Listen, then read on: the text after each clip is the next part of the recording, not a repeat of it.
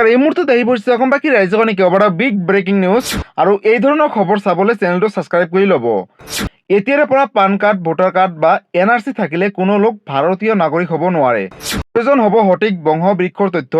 বংশ বৃক্ষ বিচ্ছিন্ন হ'লে দিব লাগিব সঠিক তথ্য প্ৰমাণ। গুৱাহাটী উচ্চ ন্যায়ালয়ৰ গুৰুত্বপূৰ্ণ ৰায়দান। এগৰাকী অসমৰ বাসিন্দাক বিদেশী হিচাপে ঘোষণা কৰা ৰায়ৰ প্ৰত্যাহ্বানৰ গোচৰত এই ৰায় উচ্চতম ন্যায়ালয়, গতিকে ৰাজ্যবাসীৰ বাবে এটা ডাঙৰ খবৰ। লগতে আজি আদালতে প্ৰদান কৰিলে প্ৰমাণপত্ৰ।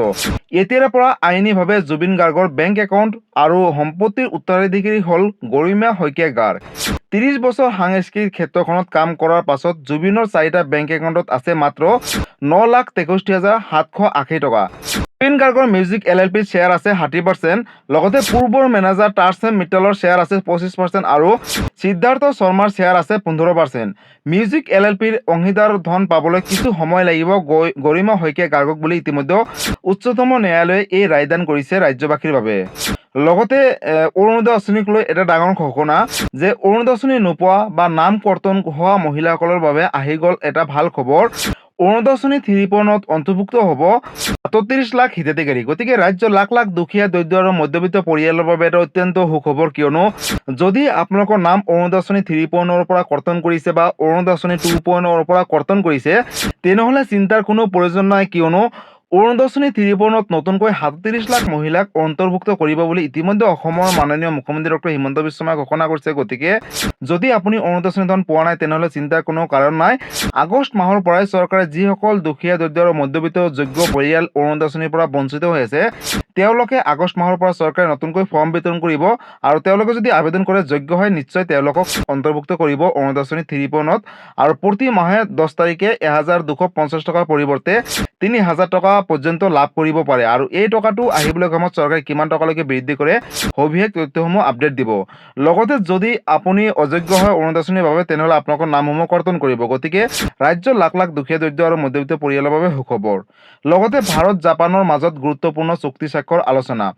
ছেমি কণ্ডাক্টৰ আৰু খনিজ। ছেমি কণ্ডাক্টৰ যোগান শৃংখল সুৰক্ষিত কৰা আৰু জৰুৰী খনিজ পদাৰ্থৰ যুটীয়া বিনিয়োগৰ বাবে চুক্তি। শক্তি সুৰক্ষা, LNG নিৰাপত্তা নিশ্চিত কৰা আৰু উৰিষ্যা গ্ৰীণ এমোনিয়া প্ৰজেক্টৰ দৰে সেউজ শক্তি খণ্ডত সহযোগিতা আগবঢ়োৱা, লগতে প্ৰতিৰক্ষা উৎপাদন।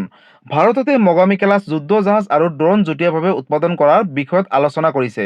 লগতে ইণ্ডো পেচিফিক অঞ্চলটোত শান্তি বজাই ৰাখিবলৈ সামুদ্ৰিক নিৰাপত্তা আৰু কোৱাড গোটৰ সহযোগিতাৰ জোৰ।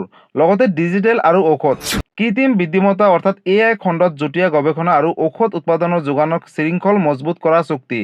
পৰিবহণ, নতুন প্ৰজন্মৰ যোগাযোগ ব্যৱস্থাৰ বাবে নেক্সট জেনেৰেশ্যন মোবাইলিটি পাৰ্টনাৰশ্বিপ সন্দৰ্ভত আলোচনা কৰিছে প্ৰধানমন্ত্ৰী শ্ৰী নৰেন্দ্ৰ মোদী ডাঙৰীয়াৰ লগতে জাপানৰ প্ৰধানমন্ত্ৰীগৰাকীয়ে এইখিনি বিষয়ত ইতিমধ্যে চুক্তি স্বাক্ষৰ আৰম্ভ কৰিলে। লগতে তেওঁলোকে দুয়োগৰাকীয়ে একেলগে এইখিনি কাম কৰিব বুলি ইতিমধ্যে ৰাজ্যবাসীক তথা দেশবাসীক ঘোষণা কৰিছে। গতিকে ৰাজ্যৰ লাখ লাখ পৰিয়ালৰ বাবে এটা ডাঙৰ খবৰ, কিয়নো জাপান আৰু অসমৰ ভিতৰত বা ভাৰতৰ ভিতৰত কেইবাটাও চুক্তি স্বাক্ষৰ ইতিমধ্যে ঘোষণা কৰিছে। যিহেতু জাপানৰ প্ৰধানমন্ত্ৰীগৰাকীয়ে অসমলৈ অহাৰ কথা আছিলে, কিন্তু কিবা কাৰণত অসমলৈ আহিব পৰা নাই, কিন্তু ভাৰতত আহিছিলে আৰু এইখিনি কাম কৰি থৈ গ'ল। লগতে 3টাতকৈ অধিক সন্তান থকা মহিলাই নাপাব বিনামূলীয়াকৈ চিকিৎসা। বিধানসভাৰ অধ্যক্ষৰ ডাঙৰ ঘোষণা। গতিকে ৰাজ্যৰ লাখ লাখ কোটি কোটি পৰিয়ালৰ বাবে এটা অত্যন্ত ডাঙৰ খবৰ, কিয়নো যদি আপোনাৰ ঘৰত 3টাতকৈ অধিক সন্তান আছে, তেনেহ'লে এতিয়াৰে পৰা বিনামূলীয়াকৈ 5 লাখ টকাৰ বিনামূলীয়াকৈ চিকিৎসা সেৱাৰ পৰা বঞ্চিত হৈ থাকিব। কিয়নো ইতিমধ্যে বিধানসভাৰ অধ্যক্ষ তথা ৰঞ্জিত কুমাৰ দাস ডাঙৰীয়াই এইটো ঘোষণা কৰিছে ৰাজ্যবাসীৰ বাবে। গতিকে ৰাজ্যবাসীৰ বাবে আন এটা ডাঙৰ খবৰ। লগতে বন্ধ হৈ যাব ৰন্ধন গেছৰ চিলিণ্ডাৰৰ যোগান। EKIC সন্দৰ্ভত নতুন আপডেট। নিয়ম নাজানিলে পৰিব বিপদত। গতিকে যদি আপোনাৰ LPG গেছ চিলিণ্ডাৰ আছে, তেনেহ'লে আপোনালোকে অতি শীঘ্ৰেই আপোনালোকে EKIC আপডেট কৰক, অন্যথা নাপাব গেছ চিলিণ্ডাৰ, লগতে চৰকাৰৰ তৰফৰ পৰা ৰাজসাহায্য টকা। গতিকে যদি কৰা নাই, তেনেহ'লে ওচৰ চুবুৰীয়া গেছ এজেঞ্চিলৈ যাওক আৰু EKIC আপডেট কৰি লওক। আৰু আজিৰ পৰৱৰ্তী খবৰটো হৈছে যে অসমৰ মাননীয় মুখ্যমন্ত্ৰী ডক্টৰ হিমন্ত বিশ্ব শৰ্মাই ঘোষণা কৰিছে যে অসমত একেবাৰে আন্দোলন নকৰা জাতিটো হৈছে সংখ্যালঘু, আৰু আন্দোলন নকৰাৰ বাবে সংখ্যালঘু ল'ৰা ছোৱালীবিলাকে হৈছে ডাক্তৰ আৰু ইঞ্জিনিয়াৰ। লগতে ৰেচন কাৰ্ড নথকা লোকৰ বাবে এটা ডাঙৰ খবৰ, নতুন ৰেচন কাৰ্ড পাবলৈ কৰিব লাগিব এটা কাম, আজিয়ে সাজু কৰক এইকেইবিধ নথিপত্ৰ। গতিকে ৰাজ্যৰ লাখ লাখ দুখীয়া দৰিদ্ৰ আৰু মধ্যবিত্ত পৰিয়ালৰ বাবে আন এটা ডাঙৰ খবৰ, যদি আপোনালোকে এতিয়ালৈকে ৰেচন কাৰ্ড পোৱা নাই তেনেহ'লে চিন্তাৰ কোনো কাৰণ নাই, কিয়নো আগষ্ট মাহৰ পৰাই যিসকল দুখীয়া দৰিদ্ৰ আৰু মধ্যবিত্ত পৰিয়াল ৰেচন কাৰ্ডৰ পৰা বঞ্চিত হৈ আছে তেওঁলোকক নতুনকৈ ৰেচন কাৰ্ড দিব ৰাজ্য চৰকাৰে। গতিকে ৰেচন কাৰ্ডৰ বাবে Aadhaar card, PAN card, voter ID card, লগতে লাগিব বেংক পাছবুক আৰু মোবাইল নম্বৰ। আৰু এই সবিশেষ ডকুমেণ্ট যদি আছে তেনেহ'লে চিন্তাৰ কোনো প্ৰয়োজন নাই। আগষ্ট মাহৰ পৰাই নতুনকৈ চৰকাৰে ফৰ্ম বিতৰণ কৰিব, আৰু যেতিয়াই ফৰ্মখন বিতৰণ কৰে মই লগালগ এটা ভিডিঅ' বনাই আপলোড কৰিম। তাৰ বাবে আপোনালোকে এই চেনেলটোৰ লগত জড়িত হৈ থাকিব। লগতে এই ভিডিঅ'টো ৰাজ্যৰ সকলো মহিলা তথা সকলো ব্যক্তিৰ মাজলৈ শ্বেয়াৰ কৰি দিব, যাতে এই ভিডিঅ'টো চাই সকলোৱে আপডেটখিনিৰ কথা জানিব পাৰে। লগতে আজিৰ পৰৱৰ্তী খবৰটো হৈছে আন এটা ডাঙৰ খবৰ, কিয়নো ইতিমধ্যে চৰকাৰে কেইবাটাও উচ্চ অভিলাষী আঁচনি আৰম্ভ কৰিছে। তাৰ ভিতৰতে হৈছে বন্ধ নহয় আঁচনি। 1 আগষ্টৰ তাৰিখৰ পৰাই চৰকাৰে পুনৰ দিব দাইল, নিমখ, চেনি, লগতে মিঠাতেল আৰু আধা কেজিকে চাহপাত।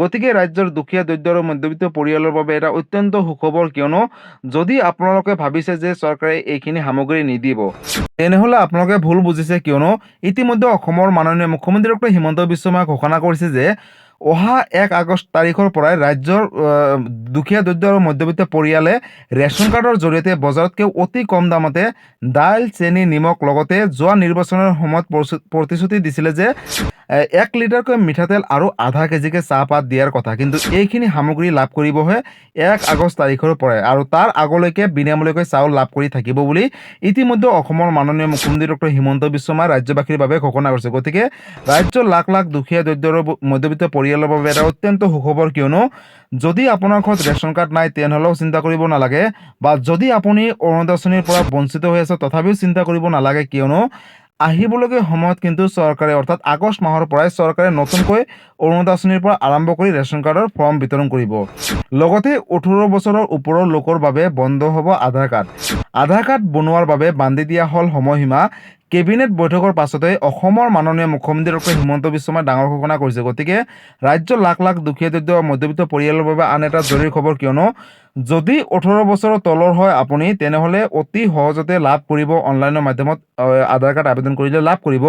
কিবা কাৰণত যদি আপোনাৰ 18 বছৰৰ ঊৰ্ধৰ হৈছে বা 18 বছৰৰ ওপৰ হৈছে তেনেহ'লে আপোনালোকে DC কোডৰ জৰিয়তে আবেদন কৰিব লাগিব, আৰু DC সকলে চৰকাৰৰ তৰফৰ পৰা প্ৰথমতে পাৰ্মিশ্যন ল'ব লাগিব, আৰু তাৰপিছত যদি আপুনি যোগ্য হয়, ভাৰতীয় নাগৰিক হয়, অসমৰ স্থায়ী বাসিন্দা হয়, তেতিয়াহে আধাৰ কাৰ্ড লাভ কৰিব। গতিকে যদি আধাৰ কাৰ্ড আপোনালোকে বনোৱা নাই তেনেহ'লে DC কোডৰ যোগেদি 18 বছৰৰ ব্যক্তিসকলে বনাই লওক। লগতে যদি আপুনি 18 বছৰ তলৰ হয় তেনেহ'লে অনলাইনৰ মাধ্যমত আবেদন কৰিলে লাভ কৰিব আধাৰ কাৰ্ড। গতিকে ৰাজ্যৰ লাখ লাখ দুখীয়া দৰিদ্ৰ আৰু মধ্যবিত্ত পৰিয়ালৰ বাবে আজি এই কেইবাটাও গুৰুত্বপূৰ্ণ খবৰ, আৰু এই ভিডিঅ'টো আপোনালোকে সকলো ৰাজ্যবাসীৰ মাজলৈ শ্বেয়াৰ কৰি দিব। গতিকে বন্ধুসকল, আজি আছিলে এইটো এটা ইনফৰ্মেটিভ ভিডিঅ'ৰ গুৰুত্বপূৰ্ণ খবৰ। ভিডিঅ'টো চাই কেনেকুৱা পালে, যদি ভাল পালে চেনেলটোত নতুনকৈ আহিছে চেনেলটো ছাবস্ক্ৰাইব কৰিব, লাইক কৰিব, আৰু কিবা সুধিবলগীয়া বা জানিবলগীয়া আছে আপোনালোকে মোক কমেণ্ট কৰি জনাব, মই নিশ্চয় ৰিপ্লাই দিবলৈ চেষ্টা কৰিম। লগতে এই ধৰণৰ ভিডিঅ'সমূহ চাবলৈ বা এই ধৰণৰ খবৰসমূহ সদায় চাবলৈ, বা যিকোনো আঁচনিক লৈ কিবা সুধিবলগীয়া বা জানিবলগীয়া বা চাবলৈ আছে এই চেনেলটোৰ লগত জড়িত হৈ থাকিব, আৰু লগতে আপোনালোকৰ কিবা মতামত থাকিলে কমেণ্ট কৰি জনাবলৈ নাপাহৰিব। লগতে এই ভিডিঅ' সকলোৰে মাজলৈ শ্বেয়াৰ কৰি দিব। ধন্যবাদ। জয় আই অসম।